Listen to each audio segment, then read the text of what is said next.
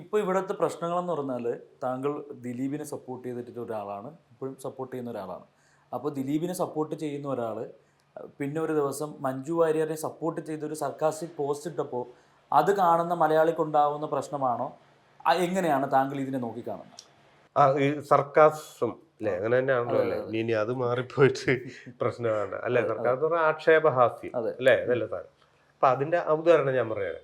പഴയ KSRTC bus ഉം, അറിയാമല്ലോ അല്ലേ? അതെ. പഴയ ഉം, അതിൻ്റെ മുടിഞ്ഞ ഫാനാണ് ഞാൻ. ഉം, അങ്ങനെ അത്രയും ഒരു ഹരം KSRTC യാത്ര ചെയ്യുമ്പോൾ അതെ എൻ്റെ അതെ. ഗിയറൊക്കെ ഇങ്ങനെ അടിച്ചിടണം. ഉം. നല്ല അടിച്ചിടും. പാടാ അതൊക്കെ പറഞ്ഞ് പിടിച്ചിട്ടാനും. അടിച്ചിടും. അതിങ്ങനെ കുറെ പ്ലേയും ഒക്കെ കാണും. ഉന്നം വെച്ചൊക്കെയാ ഇടിക്കുന്നത്. ആ ബസ്സിലിടുന്നത്. സ്റ്റിയറിങ്ങിന് മറ്റേ പ്ലാപ്പിലാണ് സ്റ്റിയറിങ്ങൊക്കെ ഇങ്ങനെ ഇങ്ങനെ ഇങ്ങനെ വെച്ചാ ആ ഓടിക്കുന്നത്. എന്നിട്ട് ഹോണിന്റെ പ്രത്യേകത ആ എയറോണാ. ആ ഇങ്ങനെ വരുള്ളൂ. ആ ആദ്യം ആ കാറ്റ് വരും. കാര്യം ഓണടിച്ച്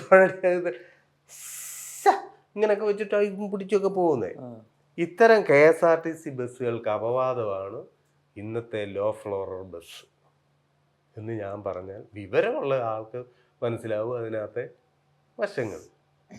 അങ്ങനെ ഒരു KSRTC ബസ്സിന് അപവാദമാണ് ഇപ്പോഴത്തെ പിന്നെ ലോ ഫ്ലോറർ മറ്റേ വോൾവോ എന്ന് പറയുന്ന ഒരു സംഭവമാണ് അതിലുണ്ടായത്. അത് വിവരമുള്ളവർക്കൊക്കെ മനസ്സിലായി.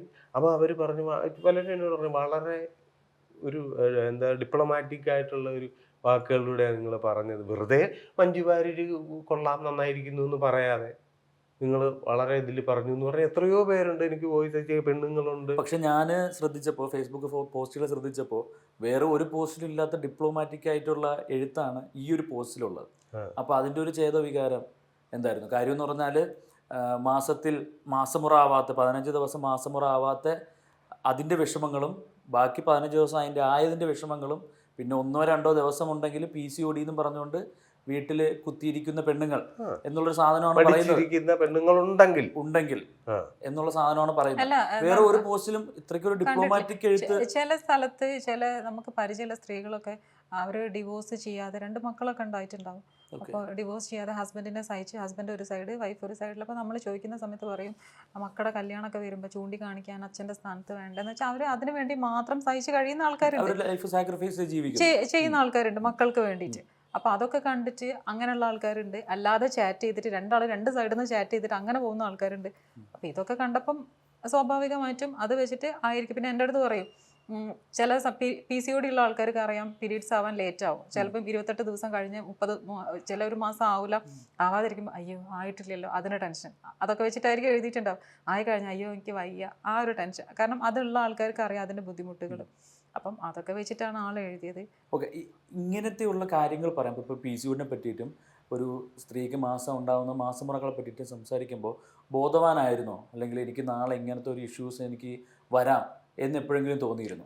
അല്ല, അങ്ങനത്തെ ഇഷ്യൂ വരാനായിട്ട് ഞാനിപ്പം ഈ നമ്മുടെ ഇതിൽ കാണുന്നെങ്കിൽ ഞാനിപ്പം ഈ 15 ദിവസം മാസമുറ ആകാത്തതിൻ്റെ കുഴപ്പം നിങ്ങളിപ്പോൾ അതിനെ പോലെ തന്നെ ആകാത്ത അതും മടി പിടിച്ചിരിക്കുന്ന സ്ത്രീകളുണ്ടെങ്കിൽ എന്നാണ് ഞാൻ പറഞ്ഞിരിക്കുന്നത്.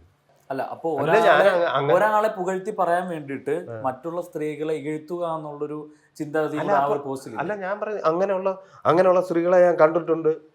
അല്ലെങ്കിൽ പിന്നെ ഒരു ബന്ധത്തിൽ കടിച്ചു കിടന്ന് ഭർത്താവല്ലാതെ മറ്റ് പുരുഷന്മായിട്ട് ബന്ധമുള്ള സ്ത്രീകളെ ഞാൻ കണ്ടിട്ടുണ്ട്. അവരെ വെച്ച് നോക്കുമ്പോൾ എത്ര ഭേദമാണെന്നല്ല ഞാൻ പറഞ്ഞിരിക്കുന്നു. അങ്ങനെ ഞാൻ പറഞ്ഞിട്ടില്ല. കാര്യം അങ്ങനെ വ്യക്തമായിട്ടുള്ള ആൾക്കാരെ എനിക്ക് അറിയത്തുമില്ല. ഇതൊക്കെ പറഞ്ഞു കേട്ടിട്ടുള്ള കാര്യങ്ങളാണ് നമ്മുടെ സമൂഹത്തിൽ. ഇതിപ്പോൾ നമ്മൾ ഒരിടത്തും ഇറങ്ങാതിരിക്കുന്നതല്ല. ഒരു ആർട്ടിസ്റ്റ് എന്ന നിലയിൽ എനിക്ക് എല്ലാ ഒബ്സർവേഷനും ഓരോ ആൾക്കാരുടെ നടപ്പും ഇരിപ്പും എല്ലാം നോക്കുന്ന ആളാണ്. അപ്പോൾ ഇതുപോലത്തെ കേട്ടിട്ടുണ്ട്. അപ്പോൾ ഞാൻ പറഞ്ഞു, ഇനി അങ്ങനെയൊക്കെ നമുക്കറിയാത്ത കാര്യങ്ങൾ ഉറപ്പിച്ച് പറയാൻ പറ്റത്തില്ല.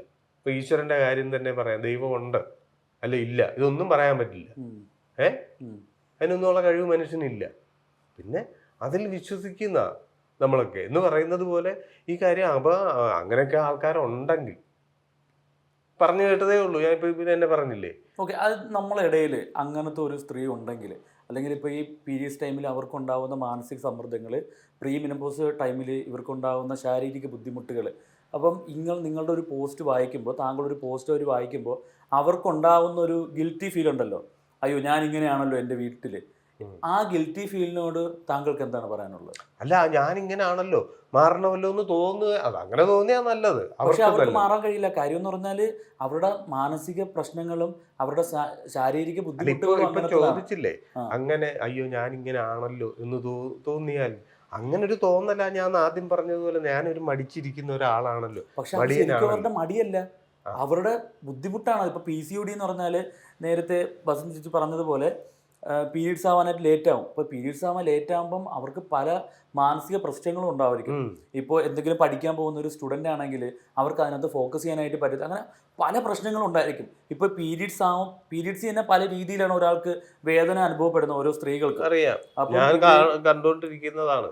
മെഫ്റ്റിൽ സ്പേസ് അങ്ങനത്തുള്ള പെയിൻ കില്ലേഴ്സ് ഒക്കെ കഴിച്ച് അതെ അതെ. ഒരുപാട് പേര് അങ്ങനെ സഫർ ചെയ്യുന്നുണ്ട്. അപ്പം ഈ ഒരു സാഹചര്യത്തിൽ ഒരു സമൂഹത്തിനെ ഇകഴ്ത്തിക്കൊണ്ട് ഒരാളെ പുകഴ്ത്തുക എന്ന് പറഞ്ഞാൽ അത് കുറച്ച് മോശം പരിപാടിയായിട്ട് തോന്നില്ലേ? ഞാനിതിൽ ഇകഴ്ത്തിയിട്ടില്ല എന്ന് തന്നെയാണ് എൻ്റെ വിശ്വാസം. ഞാൻ പറയട്ടെ, ഞാനിതിൽ ഇകഴ്ത്തിയിട്ടില്ല.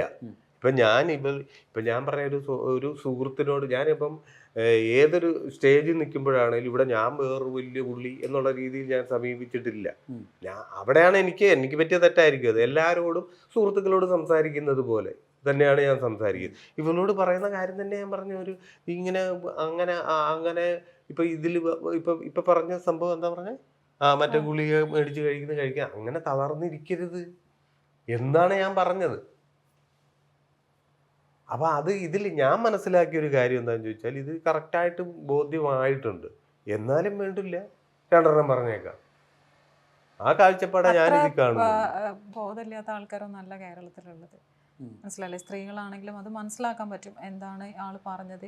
അങ്ങനെയുള്ള ആൾക്കാർക്ക് കുഴപ്പമില്ല. അങ്ങനെയാണെങ്കിൽ മൊത്തം സ്ത്രീകളും തെറി പറയാം. എത്രയോ സ്ത്രീകൾ അല്ലാതെ പോസ്റ്റ് ഇട്ടിരിക്കുന്നുണ്ട്. അത് ഒരു സ്ത്രീ ഇട്ടിരിക്കുന്ന അയാൾ പറഞ്ഞതിൽ വളരെ കാര്യമുണ്ട്. എത്ര കാലമായി ഒരാളുടെ അടിമയായിട്ട് എൻ്റെ തന്നെ കഥ പറയാം, ഇങ്ങനെ കിടക്കുന്നു, കുട്ടികളുള്ളതുകൊണ്ട് പേടിച്ച് കിടക്കുന്നു, അങ്ങനൊന്നും ആകരുതെന്ന് അയാൾ എഴുതി. അതുകൊണ്ട് അത് കാണൂലല്ലോ. അല്ല, അത് കണ്ടിട്ട് വലിയ ഗുണമില്ലല്ലോ. അപ്പൊ അതുകൊണ്ടാണ്, അതായിരിക്കാം. അല്ലാതെ ഇപ്പോഴും ഞാൻ പറയുന്ന ഒരു കാര്യം, ഞാൻ എന്താണ് എഴുതിയത് അതിൻ്റെ പൂർണ്ണ ഉത്തരവാദിത്വം എനിക്കുണ്ട്. പക്ഷേ ആയിരക്കണക്കിന് പേരിൽ ഓരോരുത്തരും അത് എങ്ങനെ വായിച്ച് മനസ്സിലാക്കിയെന്നുള്ള എൻ്റെ ഉത്തരവാദിത്വം. ഞാൻ ചോദിക്കട്ടെ,